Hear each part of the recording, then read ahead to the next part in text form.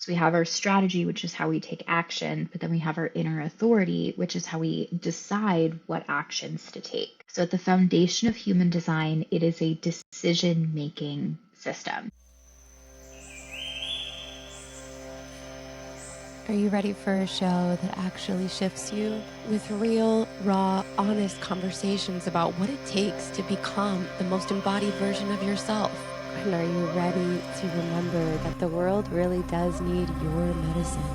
This is the podcast to awaken that. I can hear a calling. Because we all feel our higher self pulling us to our next expansion. But the only way to really get there is by sharing our stories together. So welcome to the World Needs Your Medicine podcast. This is the place where we can have real conversations about the things that have worked for us, the lessons we've learned, the hard struggles along the way, and the things that have shifted us into the versions of ourselves we are now. Here on the show, you'll hear from some of the most incredible guests that have transformed their lives using the exact tools they talk about and offer inside each episode. I'm so honored to share this with you, and I can't wait to dive deeper, because when you see the power of what others have created, you believe you can create it too. And that's all we are really trying to remember, because the world really does need our medicine, and it starts by finding it within yourself. I'm Lauren Eliz Love, and let's dive into the show. Thanks for being here.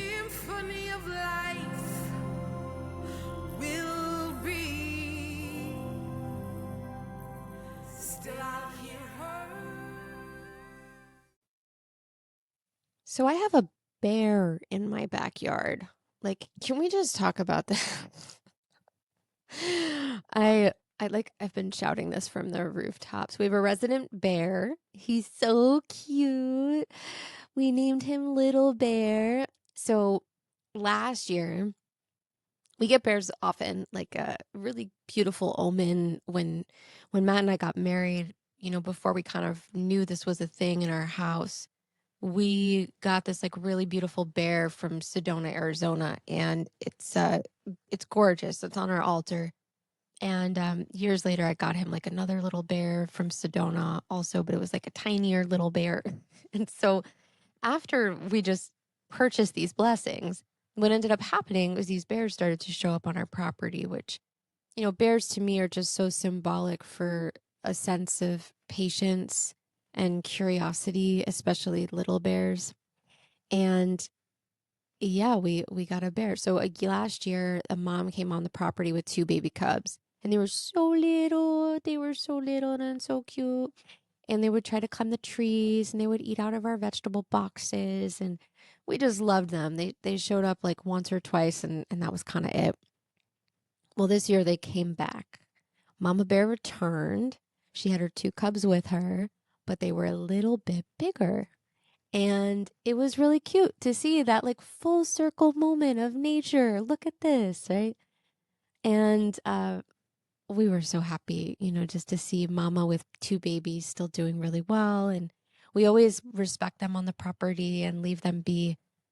But a couple of days later, after Mama Bear and baby bears made their appearance, one of said baby bears came back by itself. So I think this is like the first year that it's on its own. And he is adorable. We named him Little Bear because I watched Little Bear when I was a girl, just to showcase my age here. I loved watching Little Bear. And he's just the cutest. So he curiously tries to eat out of our bird feeders. And that has been really sad for me because I love my birds. But I did hear, for those of you who don't know, if you put pepper in your bird feeder, like literal pepper in your bird feeder, it won't bother the birds. The birds are fine with it, but it will keep the bears out. So I'm thinking I'm going to put like a bowl of bird seed on the floor. I'm going to go to Lowe's today and I'm going to go get a new pole for my bird feeders, but I'm going to put pepper in the bird feeders and put the bird seed on the ground. But then the squirrels come and it's this whole big thing. Anyway, this is my life right now. Okay. This is my life. Nature, just lots of nature. I was thinking about this recently because in the warmer seasons, I have like this whole other entire different personality than like internet. And my whole other entire personality is dirt and sweat and nature and weeding and learning how to use the leaf blower. Like I've been getting really into it lately. As you guys know, my last episode I shared, I've been taking a lot of time at home. And, as a human design projector, this is very important to me, like to be able to have my free time, to be able to move slow, to be able to relax. And I didn't always lean into that. I kind of judged that quality within myself. And in learning about human design, I realized I can actually just do nothing and be a gardener and spend my day looking at the birds out the window and reading books and getting a tan on my deck and going forest bathing and cold plunging. And like, that's my life. And that's actually perfect because I'm designed to have a lot of rest and a lot of downtime. So, yeah, as we transition into our conversation today, segue, here we go. We're talking today about human design. And I really love this conversation. Human design came into my life in the early stages of entrepreneurship. I would say maybe I got the red book and the blue book in 2016. If you do not know what the red book and the blue book are, they are like the two staple books for human design. You look up human design, you will see a red book and a blue book, and those are the books. And I grabbed them, many years, this is like 10 years ago, when I first was hearing people talk about human design. What the hell is this? And now, the way that I explain human design is kind of like a Google search. It's just human design is because there are a lot of people who don't know what human design is. What is human design? Before we have this conversation on our podcast today with Eden Carpenter, we kind of have to answer this. So, human design is like a self-discovery system. It combines astrology. It also works with interpretation of the chakra system, our energy systems in the body. It combines aspects of modern science with, quantum mechanics, and also talks about, weaving Chinese medicine in here. There's like a part of this that's combining with that. And then also, I think kind of the Enneagram might be a part of this. I'm not entirely sure. But human design is a way to understand yourself more deeply. And it's rooted in astrological concepts, of course. But the rabbit hole of human design is insane. It is insane. And we kind of get into like gene keys, which is like this whole other world of advanced human design study, which I won't touch with a 10-foot pole. I feel like learning gene keys for me is like if somebody said to me, oh, you should like take the course to like get certified in Facebook ads. Like it feels so complex. So what I like to do is call upon my experts and not waste my time. Not that it's wasteful to learn. I love learning. But it just, the idea of gene keys specifically overwhelms me. And human design is such a complex system. You kind of want a pro like telling you what's going on about yourself, right? So many years ago, when I found human design, I was so inspired. I realized I was a projector, which is one of the 5 energy types. There are 5 types of energies, energetic types, rather, that you can be. So I'm a projector. There's also generators, manifestors, and reflectors. And when you know your design energy type, you can learn a lot about yourself. And as a projector, I really thrive in optimizing my energy and my systems. I really need a lot of downtime for myself. I feel like as a projector, my lived experience is my work, my body of work. I have qualities of myself that you would think are very manifestor or manifesting generator or even generator, in the sense that I'm in a lot of directions doing a lot of different things. But because I've optimized my energy and my systems, I'm able to do that.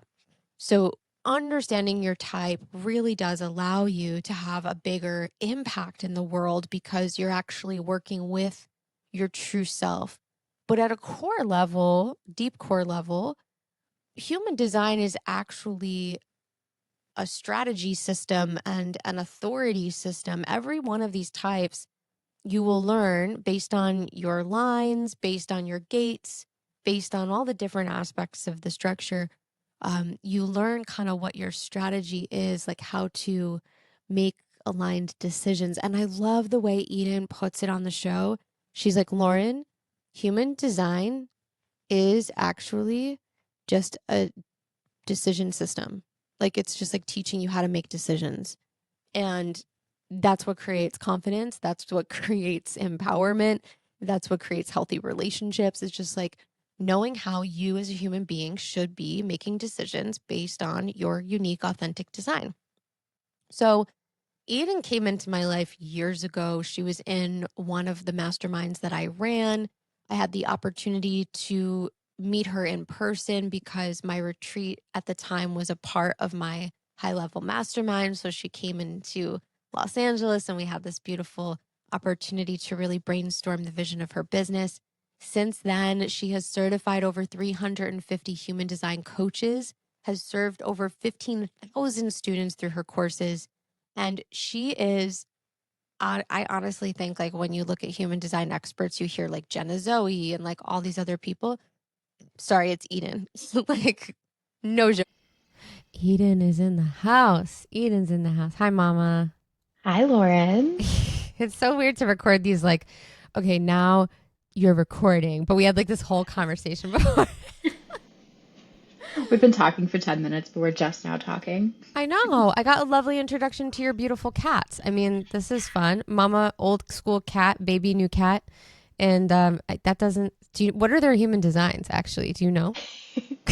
I think she's a projector. I don't know his design, but yeah, we got a new kitten recently. I say recently, it was like 6 months ago, but our older cat is not interested. He just wants to be, yeah, she's not interested. Okay. He just wants to be friends. He just is so interested in anything she does. And she's like, I'm good. Like you could just leave me alone. Like I'm just taking a nap in the window. I would like to do so alone, please. He's like, "Oh, we're napping in the window? I'll follow you. I'll go with you." I'm like, Oh, no. wait, hold on. No. So, question, is taking a nap an indication that you're a projector? Not necessarily. No.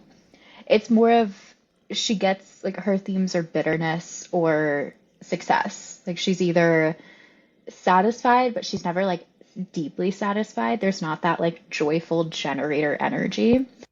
Um, and then most pets are actually reflectors. So when they Really? say, yeah, when they say that like pets mirror their parents or their like pet parent designs and personalities, a lot of that is because they're mostly reflectors. So Oh, they that's so are cool. mirroring your energy and your design. I have to be honest with you. I actually had this recent experience with, it's interesting. Like we have people in our life. Like I think you're one of these people where we vibe, right? Like I understand you, you understand me. Like we respect each other's energy. We have good sisterhood. We are vulnerable with, it's just like real deal friendship, right? But then you have some people who come into your field and you're like, are you okay? Like this, what is going on? Like there's like weird distortions. And the most recent person that did this was a reflector for me. And I'm like, okay, what is that about? Is that me? That it's like all mirroring? I just want to run away anytime I hear somebody's a reflector. I have like zero interest. It feels scary to me now. It's actually the type I know the least about. What can you say to educate me about reflectors? Yeah, working with a reflector can be very vulnerable because they do mirror back and amplify one, their own previous conditioning. So previous experiences can be very loud in their energetic field, but they also mirror back to you things that are inside of you. So you recognize something in them, like, ooh, I don't like that trait. How is that possibly showing up in your own experience as well? How are they mirroring back something that you don't like about yourself that is ready for integration? So, yeah, they're very deep. Very fun to work with. I have a reflector friend that I actually brought into a class of mine recently to do like a bonus session. And the students said that they're like, she just sees through everything. Like, she sees through everything. Like, it's like you have this cave that's hidden by all of these vines and these different things on top of it. And you'd think that she's like telling you about the different vines. And she's like, we're just going to move all of that aside. Yeah, what's in this cave that you've been hiding? So, who is like a famous person or an artist or somebody that is of reflector essence so I can understand? Because I think I get what you're saying and I want to be able to understand it a little bit more. Yeah, let's see. Sandra Bullock is a great Oh, reflector no to look at. way. Yeah, really good at like embodying very different energy in different characters that she plays. And then Lauren Bostick of The Skinny Yeah, Confidential. girl. Yeah, she's a reflector. So is Angie Oh, Lee. that makes a lot of sense. So Rachel, not Rachel, Lauren Bostick, she was like a huge idol for me when I started my entrepreneurial path. I saw her building her business, which at the time was just like Facebook posts and blogs and like no Instagram, no podcast, no designer line that she has now.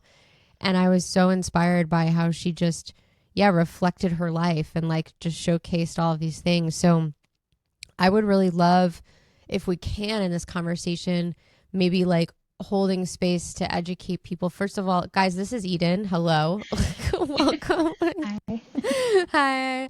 Um, this goddess is like the most amazing, skilled, knowledgeable human of human design I've ever met. And like, that's everybody. Like, even like Jenna Zoe or Jenna Zoe, whatever her name is, all of the people, I feel like Eden deep dive rabbit holes into the world of all of the complexities of it. And yeah, I just wanted to bring you on the show to be able to educate people about human design. So maybe let's maybe start with this. I'm going to ask you a personal question. You ready? Yeah. In your life right now, human design is impacting what area of your world the most? Like, where are you getting the most learnings, the most lessons, the most like, oh my God, my design is impacting relationship, what da da da da da, all the things. Where is it coming up? Ooh, let's see. I would say that it's impacting my marriage most intensely right now. That's an area of growth. We've been having those conversations around, we always said that we would like check back in to see what our thoughts are around kids around 30. And we're getting to that point. We've been married for 10 years at this point. So we got married very young. We're like, okay, what are we thinking? What do we want our, like the next phase of adulthood to look like? So we've been discussing moving, we've been discussing careers, we've been discussing kids, we've been discussing like just a lot of really big picture relationship things. And so it's been interesting to navigate that according to our designs because he needs yes, no questions, things to respond to. And he knows right here, right now, the answer to that question. And I need to sit with it. I need like time to ride my emotional wave, time to make my decision in my own time. So a lot of times we'll have like a little conversation, we'll get a couple of points across. We're like, okay, I need to sit with that. I need to think with that. We'll come back to this. We'll put a pin in it, and then we will circle back when we have more clarity. So, yeah, that's been the main area in my life currently that I've been focusing on my design and just communication styles really in depth. But it's been really fun. I like that you're describing deep, intense relationship conversations as fun because those are not always, it's not always easy for everybody. It's cool. No, it's really beautiful. And I was thinking as you were talking about how I've been actually studying a lot of in my own work right now about relationships. I've been reading a lot of books about healthy communication and, you know, well-balanced intimacy and different dynamics of attachment. And I was reading these books that are all talking about communication and how to communicate properly with your partner and follow these steps. And I'm reading these steps and I'm like, oh, this is like really practical and great, but like this is not realistic. Like everybody has these different weird intricacies to their needs. And as you're saying this with human design, I'm kind of fascinated and curious to know more. Like, I'm a projector. My husband, I don't even know what he is actually. So that should tell you how I'm doing in meeting his needs. But yeah, like, okay, so human design can help relationships and intimacy and develop better communication. I think it would be really cool to see what that would look like, a human design based communication program for partners. Have you found that learning all these things made a huge impact in your relationship? Oh, yeah, absolutely. I am somebody who needs to talk things out. I need to talk something out with multiple people. I always have like some sort of conversation going on in my head. I'm always processing something. And my husband doesn't have a voice in his head. Yeah, Matt either. Nobody's He's voice. one of those people, he's like, what do you mean you talk to yourself? I'm like, what do you mean you don't talk to yourself? Excuse me? He's like, you have a voice in your head? I'm like, yeah. He's like, I don't, it's like a typewriter. It's just impressions.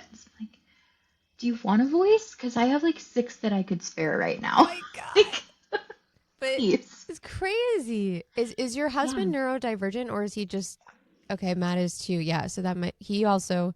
We had a conversation recently, and I asked him. I was like, "Why do you do that? You had like a certain behavior."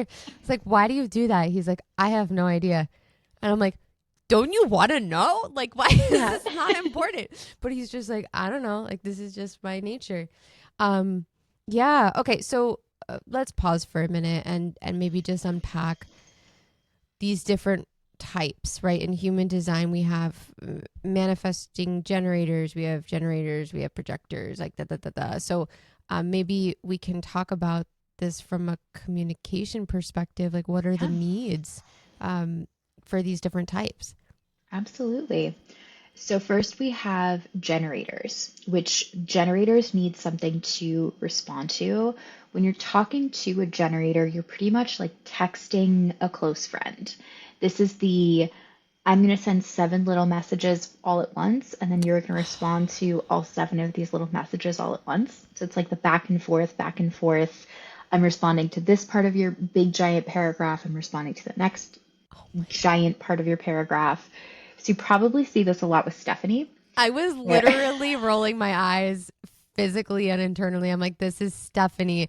I'm like, why is my phone like ding, ding, ding, ding every time? every time. You nailed it. You nailed it.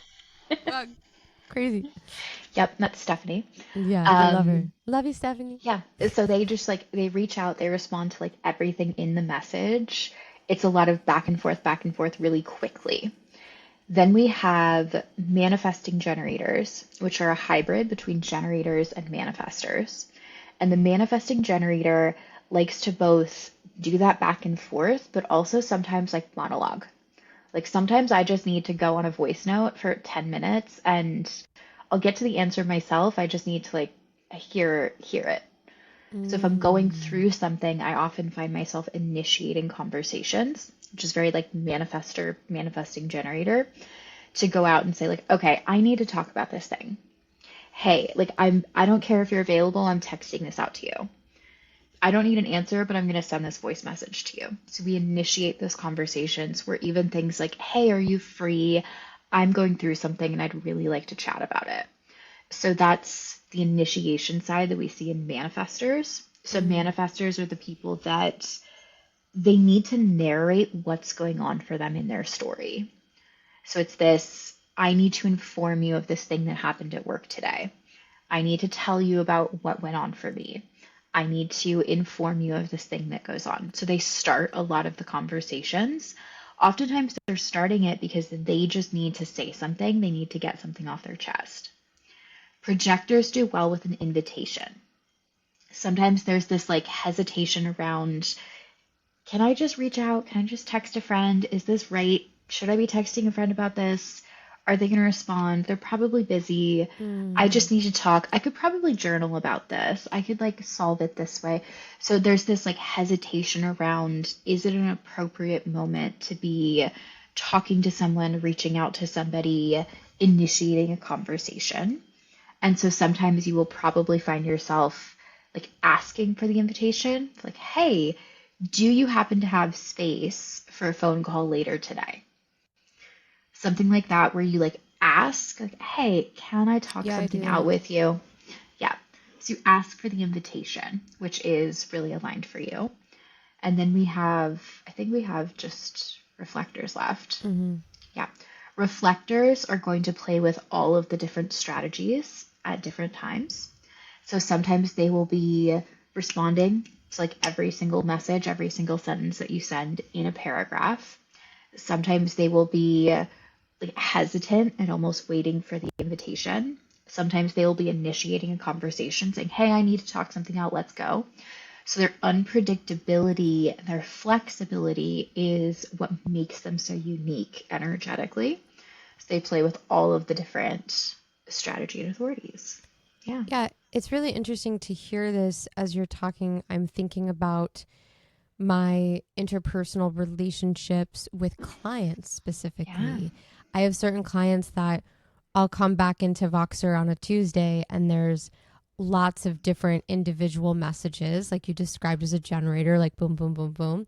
And then I also have clients who want to ask for something but are going to ask me a question first to see if it's okay, and then the weekend passes.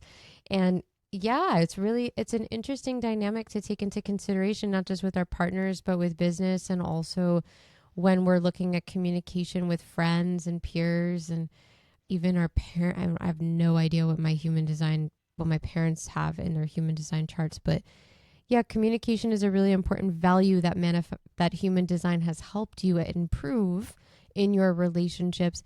Are there other qualities when you look at human design, like communication, solid, all different things, all different types, very important? What else would you say are like the top things that human design has an impact on, or that you can greatly improve your life on if you studied and understood your type and the concepts of human design? I would say decision making. Human design at its core is a decision making system. No It tells way. you, yeah, it's all about that inner authority. Can you trust your intuition over the intuition or the opinions of everyone else? So we have our strategy, which is how we take action, but then we have our inner authority, which is how we decide what actions to take. So at the foundation of human design, it is a decision making system. And if you think about everything in life, everything is a decision. You decide to say yes to every event that you go to, you said yes to, every event that you don't go to, you said no to, every object in your home, you said yes to at some point. Everything is a decision. So at its core, if you're working with even just the basics of human design, it is aligned action taking and aligned decision making. Can you trust your intuition over the opinions and perspectives of everyone that you are surrounded with? So if you were going to focus on anything within human design, I would say it would be decision making. And Wow. suddenly everything else just kind of falls into place. Yeah, I was gonna say, like, I this is kind of blowing my mind. I've been in the human design world for like 10 years, and this is the first time I'm hearing it from that approach of like it's actually just about learning to make decisions, and then everything else is like, oh, I get it, right? So it's like the ability to connect back into your true nature, right? It's a Mhm. tool that allows you to develop a deeper sense of understanding of yourself and build a stronger connection of self trust in your own dynamic to self. And I think, when I met you prior, how you were not a decision clear human being prior to coming into the human design world. Can you share a little bit about um, Eden before and Eden after? I'm curious. Yeah. So let's see. I was a competitive gymnast. And then in high school, I was on this like, I'm talking to colleges, I'm about to get a scholarship, shoulder injury. All of a sudden, I'm not allowed to like train at all anymore. And so I decided to enroll in high school. And that's where I met my husband. And we were just like dating at the time. He's like, I think I want to go like military route. That's where I'm going. So we planned a wedding really quickly out of high school. We moved to the middle of nowhere, Missouri. I'm like, okay, what is there to do around here? Like, there's a college. Okay. What degrees do they have available at this college? Oh my God. They had nursing. Like, okay, I'll go into nursing, I guess. Like, I have a few college credits. I'll just like go in this direction. Anatomy makes sense to me. So I was really just responding to whatever life put in front of me. It was gymnastics for a while. It was a shift in direction all of a sudden being in high school for a while. It was meeting my husband. It was moving, nursing school. I was kind of just doing like whatever was available around me. And then I'd been studying like manifestation, money, energetics. I'd been studying just personal development, spirituality in a bunch of different ways. And human design happened to just be like the thing that really stood out to me when I found it. It just created this map of like, oh, this is why those money manifestation patterns that you're experiencing are happening. This is why that particular conditioning is showing up for you. This is why you're trying to heal that pattern over and over and over again. But ultimately, it taught me how to make decisions around what job I want to be in, what career path I want to follow, what relationships I want to be in, where I want to live, how I want to run my business. It taught me how to make every single purchase, every single investment according to my design. So I learned decision making, and that changed a lot. That changed everything for me. Yeah, I feel as if our journey to empowerment really is at its core refining your decision-making strategies, truly. You know, like Yeah. when I look at my life, the things prior to understanding myself the way that I do now, the things that led me to make decisions were so outside of myself. It was like, well, what does my mom think? Or like, is this a good idea because my friend said so? Or like, will my husband be proud of? Like, it was always outside of me. And I really love the teachings of human design and how they bring things to an introspective kind of dynamic. I know recently you actually went through this process of studying a more advanced aspect of human design that my eyes exploded when you said it. And I was like, oh, I really want to hear more about this. Yeah. Tell me about this new class that you just dove. And how long was that program? That must have been a long program you were in. Oh It my God. was. I just finished a 10-month program called Human Design Across the Lifespan. So we went through, I was learning about human design when I was going through nursing school. So I was going through all of these like psychology classes, psychosocial stages of development classes. And I think there was like 4 different courses that we went through that were pretty much just going through the Erickson stages of development. And Wait, what are the there's, Erickson stages of yeah, development? Is that like when you're a kid? Eric Erickson has created these different age groups, and it goes from 0 to like older adult, 65 plus is the last stage. And there's what we call a psychosocial stage of development. So between the ages of 0 and 18 months, first year and a half of your life, you're going through trust versus mistrust. Can I trust that my needs are being met? Can I trust other people? You have very little awareness around what's going on around you. And so the main concept and the main struggle that you're working with is, can I trust the people around me? Can I trust that my needs are going to be met? If I cry, is someone going to pick me up? If I need food, am I going to get it? This builds our foundational relationship with the universe. There's also specific things in the human design chart that are really relevant for somebody 0 to 18 months old. We're not talking about decision making yet. We're not talking about like getting your infant to try and follow their strategy and authority. That's not happening. Right. Right. But they need a safe sleep environment. There's an environment detail in the human design chart. So can you set their nursery up to support their human design sleep environment? If they're in the right environment, some kids will sleep really well, like in a crib in the middle of the room. or in the crib in the corner, or having the crib positioned a certain way, close to the door, away from the door. There's little changes that can happen like that can be really supportive for the child and for the parent, because the parent sleeps better, the parent has a better experience if the child is doing well. So the Erikson stages of development go through, there's a lot of childhood stages. There's like 0 to 18 months, 1.5 to 3, 3 to 6, 6 to 12, 12 to 18, 18 to 40, 40 to 65, and then 65 plus. Wow. So it starts getting broader, but in each of those age groups, what is the main focus of development? And then how does that conditioning show up in the human design chart was the question that I was asking. So what planets are relevant, what centers are being most strongly conditioned by the situations that you're in, with like once you go to school and you're going through industry versus inferiority, that's a big, I think that's like 7 to 14. That's a big age group where you're learning about, can I keep up with the world? It's very sacral related. Of can I produce? Can I keep up? Can I produce the work? Can I generate enough? Can I do enough? Like that friend is in 8 extracurricular activities and different sports. Am I doing enough in comparison to my peers? What did you call that stage though? It's something in authority?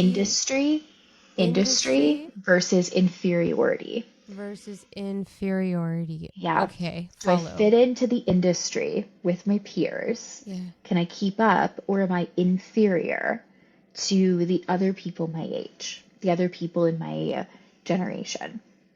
So we went through each of these stages and brought in all of the chart details, like these planets, these centers, these themes, these gates.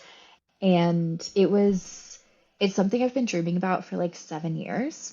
And I kept like checking in with my intuition of like, ooh, am I going to create this yet? And it's like, no, it's not time yet. Not time yet. Not time yet. So to finally complete that, I think we did like 150 lessons in the whole program. It was a lot. 150 lessons? And you were teaching this solo? Yeah. Oh my God. But that's such a beautiful way to go through a process of healing your relationship to trauma, right? Because even as I'm looking at like what you're describing, right? Inferiority is a huge thing when you're trying to grow up and fit in and belong, and do I belong and am I enough? And so that was the age you said 7 to 12, I think. And it makes me think like, I'm like, oh, I have very specific memories come up when you say that, right? So like, I had my 2nd grade communion. I wonder if you know what this is in my human design chart, but I had my 2nd grade communion, and I remembered watching my mom count all the money after, because she wanted to like take it to the bank and you need to calculate it. And it was like $2,000 or something. And we were Italian, big family. It was a big deal. Everybody celebrates. I wanted to celebrate. So I decided the next day to put all the money in my backpack and bring it to school so I could show my friends, like, look how cool this is. And before I even got from the bus to the actual building, my mom had driven into school. She figured it out, and she flipped. I got yelled at. I got reprimanded. I got scolded. It was so bad. I felt so ashamed. And, yeah, there was just like this deep, great sense of embarrassment. So I don't know why I'm vulnerably sharing that, but maybe that is an aspect of my chart, something that she could have known about how to parent me properly when I was doing something like that.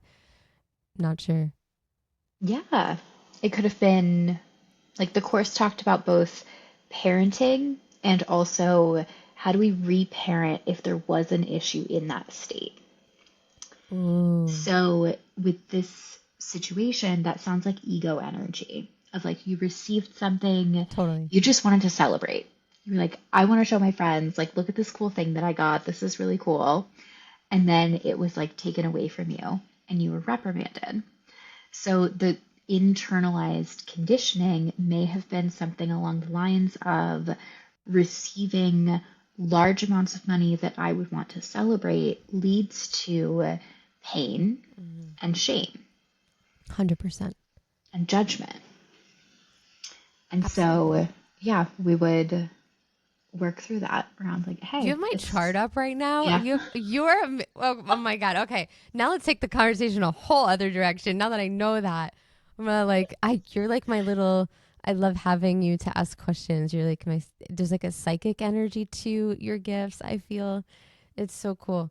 Um, I have been told I tap into the Akashic records when I'm reading charts. I resonate. I mean, I agree. It's really cool to watch how you do that. Yeah, so my ego got really overstimulated. I didn't feel safe to receive money. It was a big trauma response in my body. Working through that on with my gates and my centers and my things. What do you know would be like a solution to rewiring or repairing that broken, like I'm thinking about my clients, right? People I work with who say, Mm-hmm. I have this wound. This wound caused me to feel like it's not safe to have a lot of money. I'm afraid. I feel unworthy. You know, okay, I just gave you an example. What do we do with the information on the gates and charts and all the magic? Yeah, there's a few directions I would go in. So, first, worthiness isn't real. Worthiness isn't real. Tell me It's not more. something that you can touch. Mm. It's not something you can hold. I don't know if it's going to shatter if I drop it or if it's going to land with a thud. I can't pick it up. I can't lick it.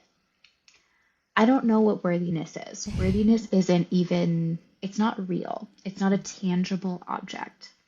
So oftentimes when we are saying, I need to feel worthy, we are describing sensations in the body. Maybe like a fluttering in your chest, a sense of pride, like you want to pull your shoulders back. Like we're describing Mm. posture, we're describing sensations, but we don't really know if those sensations are worthiness because you can pull your shoulders back and you can create a fluttering in your chest, and that could be indigestion. That could or could not be worthiness. So even those sensations aren't necessarily what we describe as worthiness. So I'm really good at this thing. Whenever my husband and I are traveling somewhere, we're on a road trip, we're driving somewhere, I am really, really good at on my phone finding places that do not exist anymore, places that are under construction, coffee shops that are just completely shut down, things that do not exist. So our GPS will say, okay, the last time this location was real, it was found here.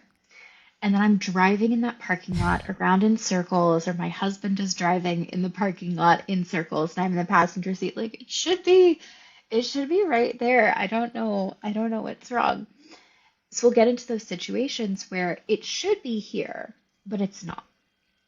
We do this with things like worthiness, confidence, self security, certainty.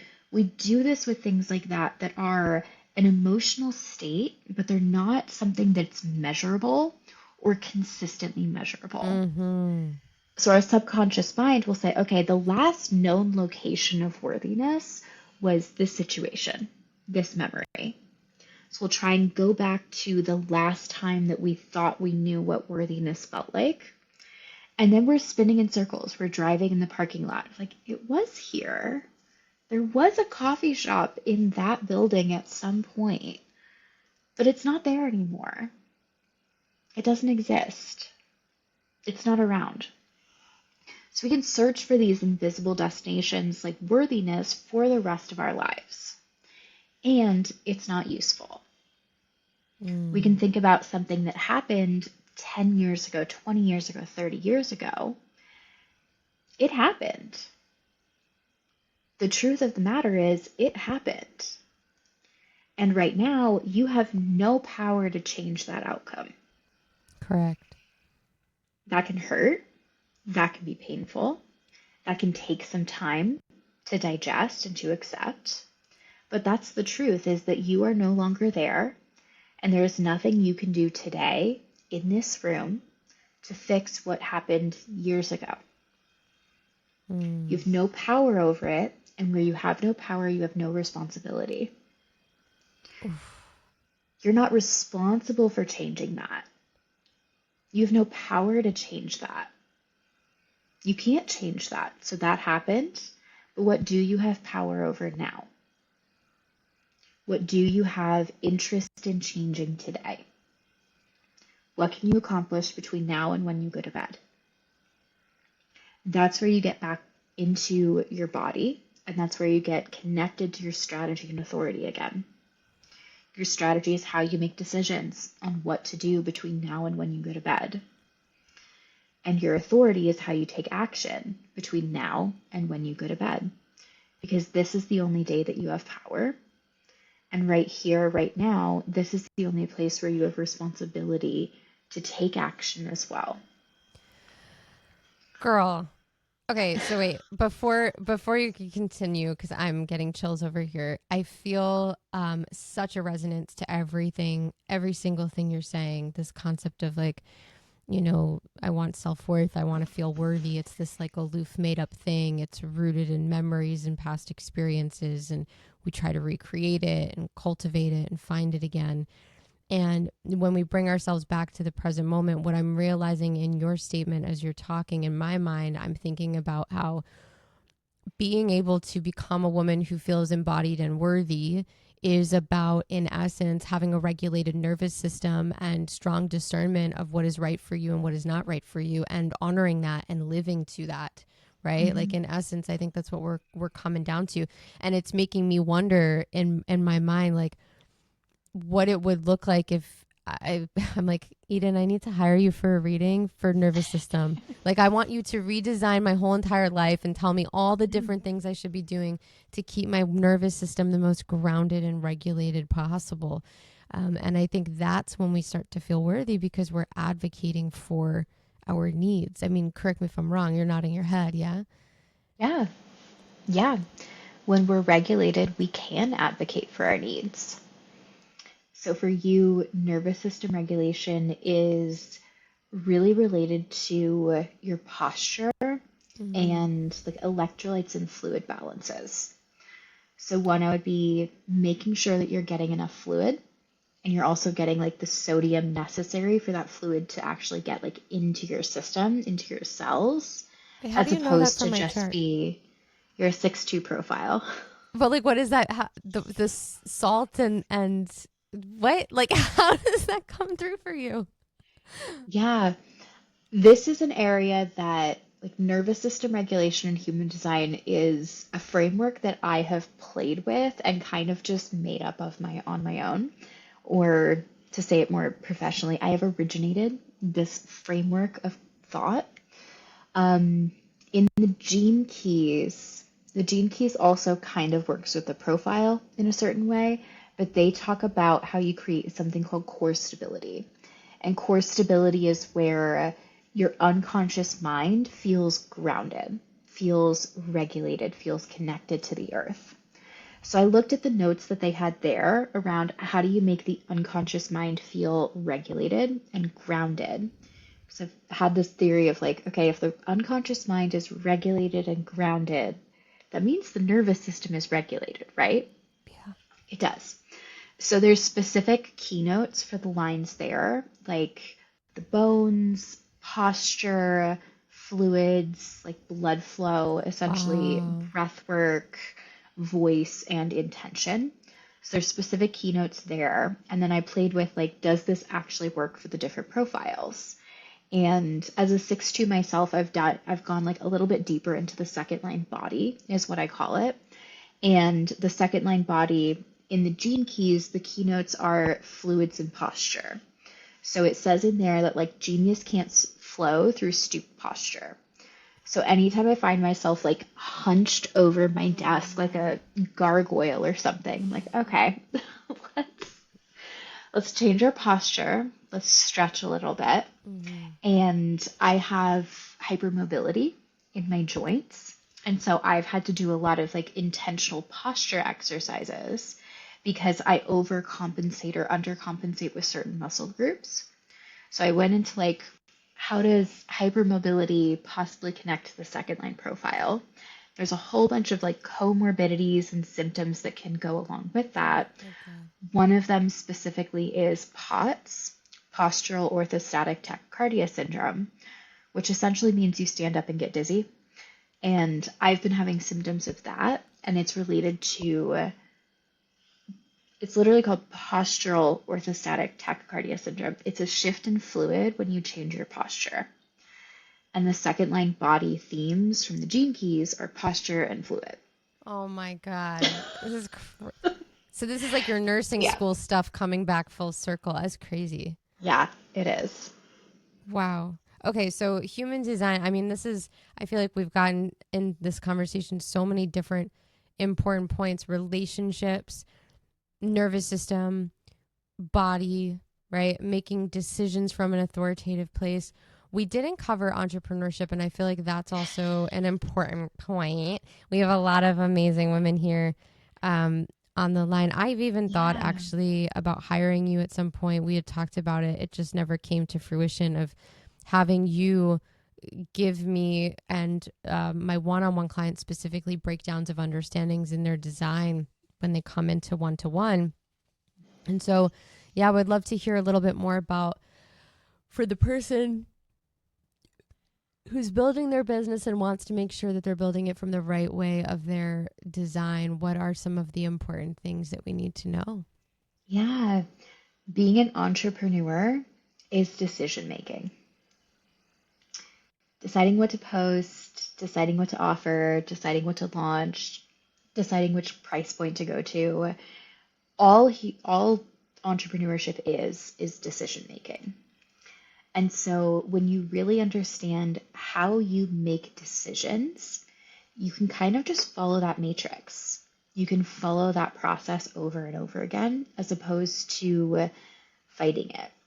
One of the first personal development books that I ever got was called Decisive, and it was on how to make quicker decisions. This was before I knew about human design, because I remember shopping for like silverware for our first apartment, me and my husband. And my husband, who's a sacral authority, who is designed to make like yes, no decisions right here, right now, of like yes or no, just like gut response, just knows yes or no, but doesn't do well with like the open-ended questions of like which ones do you want. Me, the emotional authority, I need to feel through all of the different options. So we're in like Home Goods or something, looking at all of the silverware, and he's like, just pick one. Just pick one. Just pick one. I don't care what silverware we eat with, just pick one. And I'm like looking at the different ones and trying to feel through like, okay, like that one's a little heavy, that one's a little flat, that one's a little pointy, those are a little bit big, those are too round on the spoons. And I'm like feeling through all of the different options. And I was judging myself for like something's wrong with me.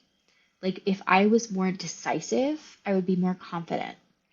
If I could just make decisions quickly, I would be a better person somehow. That was my train of thought. And I am just not designed that way. I'm designed to take in all the information, sit with it for a day or two, and then respond, answer, know the answer, have the answer, do all of the things, jump into action. I move really quickly when I give myself time to make the decision.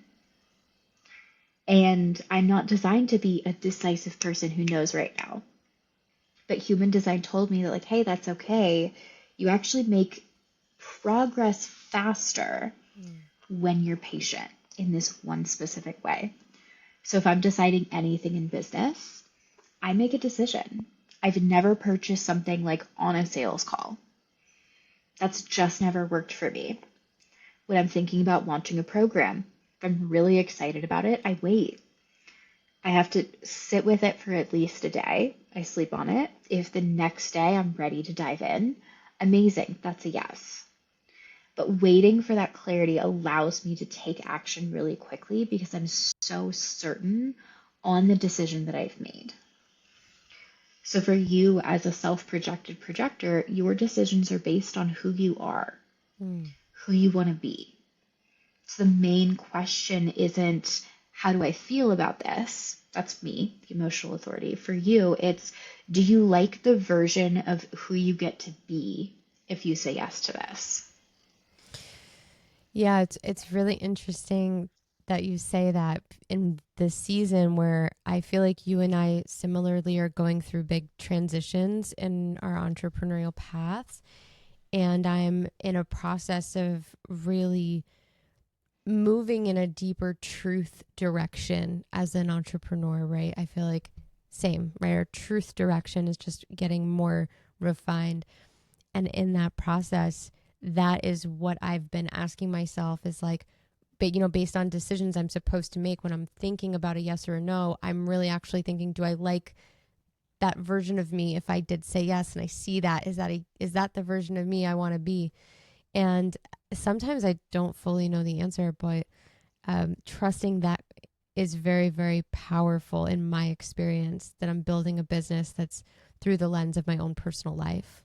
Yeah. Yeah. Yeah. I love it. Who do you want to be? Who do I want to be? Who do you want to be? Everyone. No one. I want to be everything and nothing. That's how I feel. I want to be a bear in the woods. Like sometimes I have those seasons where I get so, I could feel this like deep desire in me to just, I don't want to be anything. I just want to be in nature. And yeah, that's a whole other part too to this conversation. That's a whole tangent. That's a whole tangent of other dialogue. So, okay, in closing, because I know we could talk for hours. I know there's so much more. We can probably bring you back for a part 2 and specifically tailor conversation to topics. If there's somebody out there who really wants to, I'm going to ask you some stages, okay? Person number 1 says, I'm always hearing people talk about human design and I'm loving this conversation and I want to know more. What do I do? What are my steps? And then I would also ask for the person who's very experienced in their relationship to their design, what are some of the ways we can get more advanced? Because what I see in you is just this deep, deep knowledge development. It goes beyond the red book and the blue book, right? So it's really interesting, like the red pill, the blue pill, the human design books are the red, blue. So funny. But yeah, if you can support our community and just let people know what your thoughts are on that, that'd be awesome. I'll give you a link to share, but I have a chart generating software on my website. So you can get your chart on my website. It brings you through, it's like a 7 or a 10-day email sequence of like different activities that you can do with your design. So if you don't know your human design at all, look at your chart. See what interests you. See if you look at it and you're like, I have no desire to learn what any of these words mean. Awesome. Trust that. Like, follow your intuition. It's not something that everyone needs to understand. So if you've never gotten your chart before, start there. Get your chart. See what it's about. See what areas just draw your interest in general, and then start searching for those. There's a lot of free information available on YouTube, on Instagram, everywhere. If you are wanting to dive deeper, I've done a lot of depth in my programs. I have a lot of different offers that dive deep into a specific topic, but I would come back to making all of those decisions according to your design. Like if at this point, if you're ready to dive into the details, you know enough about how you make decisions, how you are potentially conditioned, how that conditioning can sometimes interfere with your decision-making process. So I would just come back to making the decisions based on your design. So if you're a sacral authority, is it lighting you up? Yes, no. If you're emotional, do not rush that decision. If you're splenic, what is the healthiest option for you? If you're a self-projected projector, like who do you want to be as you move forward? Maybe you need to talk it out with a friend, but just make the decision on the next step in alignment with your design. Yeah. Thanks for listening, guys. I hope you enjoyed today's conversation. I know I did. I love having these deep dive rabbit hole dialogues with Eden. It's just so fun. Please go check her out. Again, the link to actually discover your design chart is in the show notes of today's episode. We've included it there for you from Eden's website. You can also check out all of the details about her in the show notes of today's episode. And just a final ask, if our conversation on this episode resonated with you, please, please, please, please, please leave us a review. Let us know that you loved this conversation. Tell us you want more on this. Like, give us the ideas. Even like you can say something like, love learning about human design. I want to know about this as it relates to XYZ. P.S. Bring an astrology expert on. Like tell me what to do for you guys. I'm here to support. I love being on this show as a, I don't know, as a friend and also like the person who's asking all the questions. It's really fun. So I want to get inspired by what questions you want to ask. And at any time, if you have guest suggestions, you can always send us an email, press@laurenoflove.com.